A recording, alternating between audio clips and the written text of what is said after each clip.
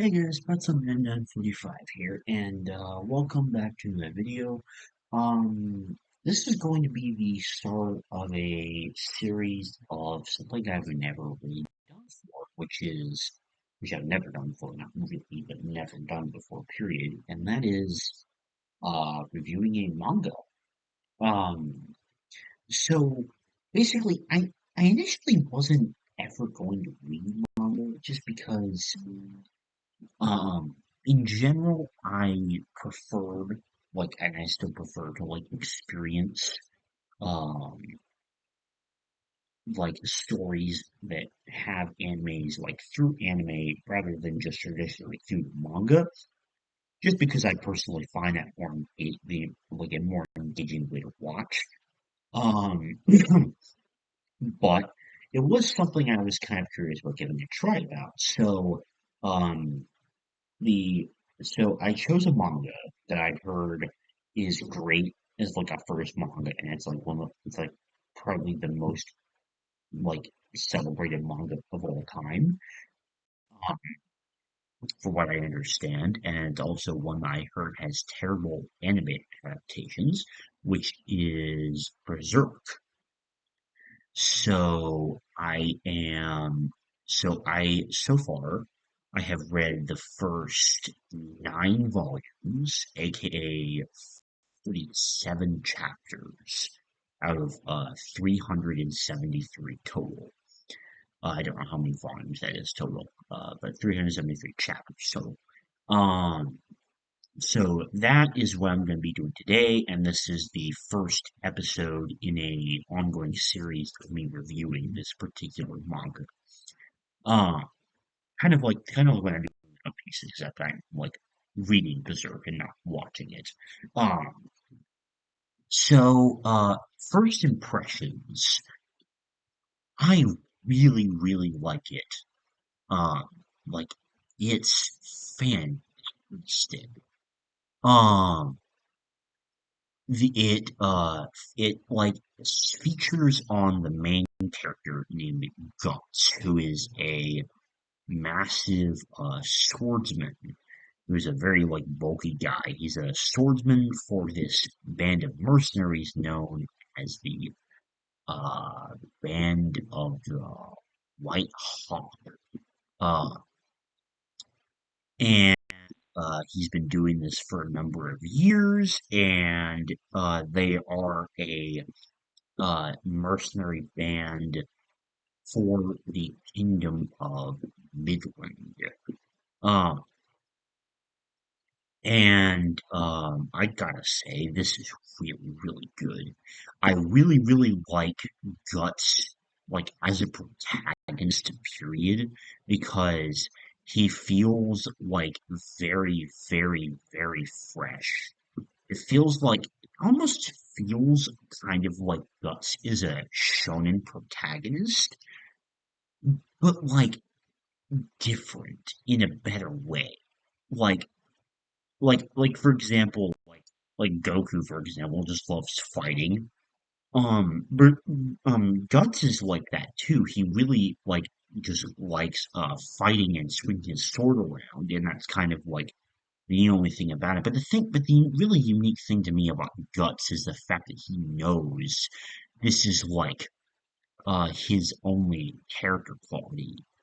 Not only, but he knows and he takes pride in the fact that that is a defining character quality of his. And in general, he tends to be kind of standoffish and mostly reserved. He interacts enough with the other characters, but I think that mostly he tends to be a very reserved character. Um, Unless it's a one-on-one conversation with characters like Griffith or Casca, who I will now talk about now. So Casca, so far, is the only, as I understand, maybe I didn't notice correctly. Maybe another one of the characters is female, but as far as I understand, when I noticed, she was the only female character in the Band of the White Hawk, and I think that Casca is used for some amazing commentary on um like the essentially like the oppression of women compared to men. However, it's not in the way that I've seen a lot of other pieces of media do it because the character of Casca, I feel like, is extremely unique in her wanting to fit as a warrior, but also the fact that she kind of struggles with her own weakness with being a woman sometimes. And that angle is not something I normally see. Normally, if there's a very strong, like, female character, that tends to be the only, like, character trait I have. So Casca is extremely unique in terms of female characters that I have actually seen before, and I really, really like that. Um, and then honestly, probably my favorite character, at least for these first couple of chapters, was probably Griffith. He is the leader of the Band of the White Hawk, and a very, very he is a very, very like wise tactician, and he tends to plan things out a lot.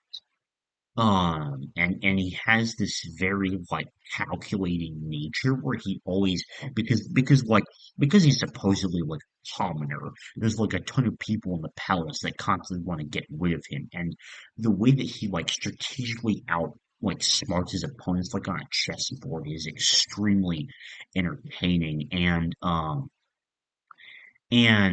I think that Griffith, more than anything, is best at being a like a character, like a spokes character for um British and Vinda or whatever, as like a character that speaks for um other or not other characters, the themes of this. And so far, above all else, I have noticed one defining theme in this first set of chapters, and that is this idea of dreams. And like this idea of like what is the like sensibility of being able to follow your dream? What is this idea of having others fall in the same dream as another person? Like what are the different dreams of different characters? How are these dreams accomplished? What are these characters' reactions to their dreams getting crushed? And I think that Griffith's speech just about dreams, I think is probably one of the coolest um parts of the first 47 chapters that I read because while there's a lot of like amazing scenes between a lot of characters about the concept of dreams, I think that Griffith's one, I believe it's with Gus, is probably my favorite one. And I also really, really love how this theme of dreams tends to reflect in different characters. So, for example, um, the reason that Guts decides to leave the Band of the White Hawk in the first place is like this reasoning is amazing. Is because he doesn't want to get caught up following Griffith's dream. And um I I think that that like it shows to me that this like depth of character and theme writing and understanding that's way deeper than I ever would have expected coming into a story like this because I had no idea what Berserk was about at all when I came into it. Um, so this is big. This is like 100% a blind because I didn't know anything about Berserk before going into it. Um, and then talking further on how like dreams are reflected in different characters, Casca, and just kind of how her dream is reflected by following Griffith and how she basically worships Griffith. Um, and believes that in order to like not like be as weak as a woman and to like prove herself, that is her dream is to prove herself and she thinks that to do she can do that by following Griffith's dream. And I think that idea of Casca like being a character that follows that that follows her dream by following other characters' dreams is such like this magnificent depth of character writing, and it's extremely rich to read through, and it's very, very thought provoking. Um, and overall, it's just like, for example, take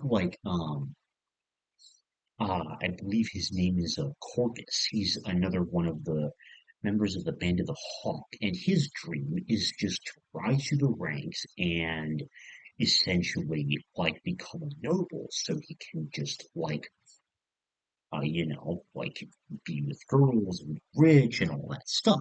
And while that would seem like a fairly generic concept, like this is his dream because he feels like it's something that he earned.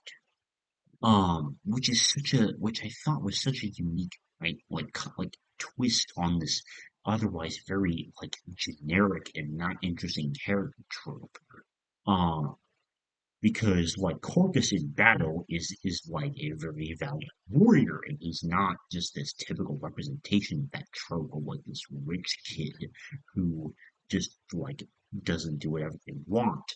Um, and then also like Princess Charlotte's dream of um being more than just what her life demands of her, and how she thinks that she is head over heels in love for Griffith, and just how she thinks that uh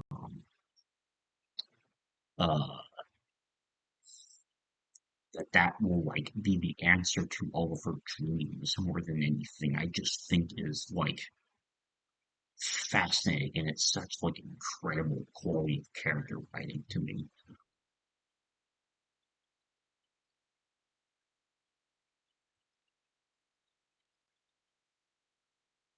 And that's what I think this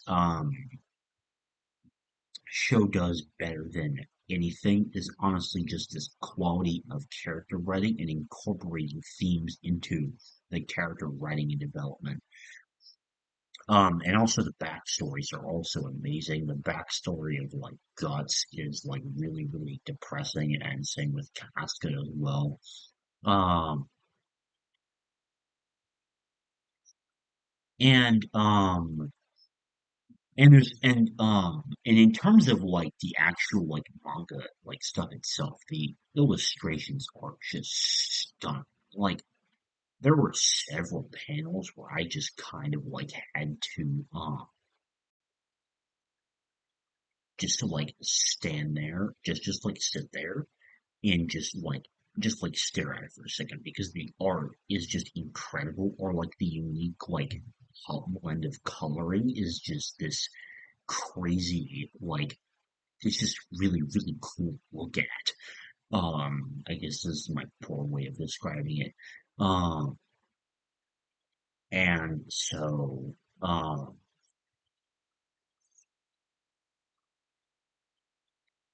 so, yeah, I really like that part of it. Well, this is my first time reviewing something like this, so, I'm kind of I'm still trying to figure out what I want to say about it.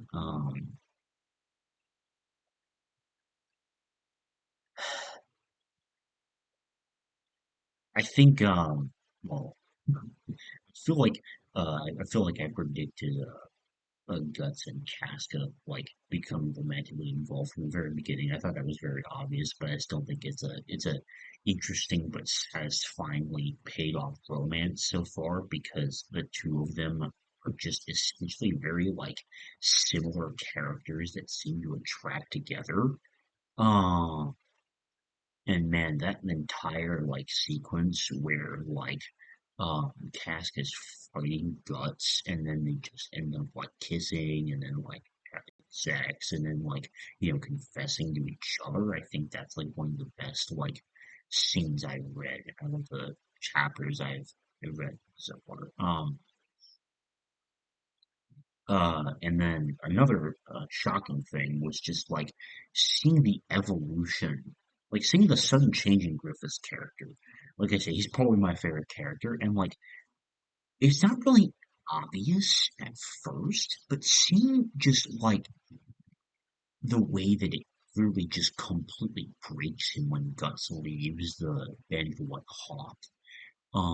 Because he really just out of nowhere, just impulsively, just like has sex with Charlotte out of nowhere. After like no point before that really expressing much of his own romantic interest in Charlotte beyond like being able to use it to manipulate his like being able to rise higher in the ranks of nobles, and then just essentially getting completely tortured for it.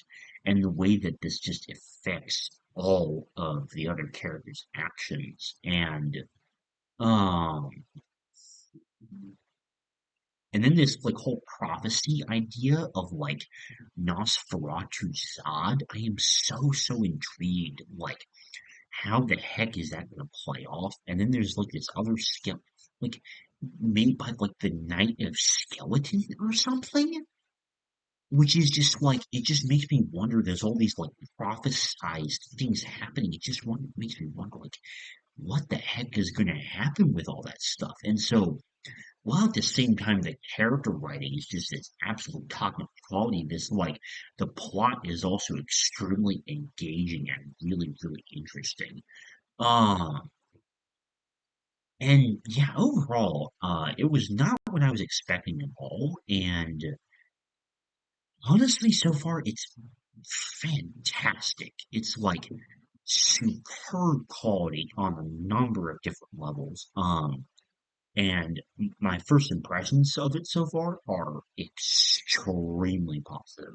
Gotta say, and I'm really looking forward to reading more of it in the future, and making more reviews of it like this. So, that is going to do it for this video. Thank you for watching, and I'll see you later. Bye.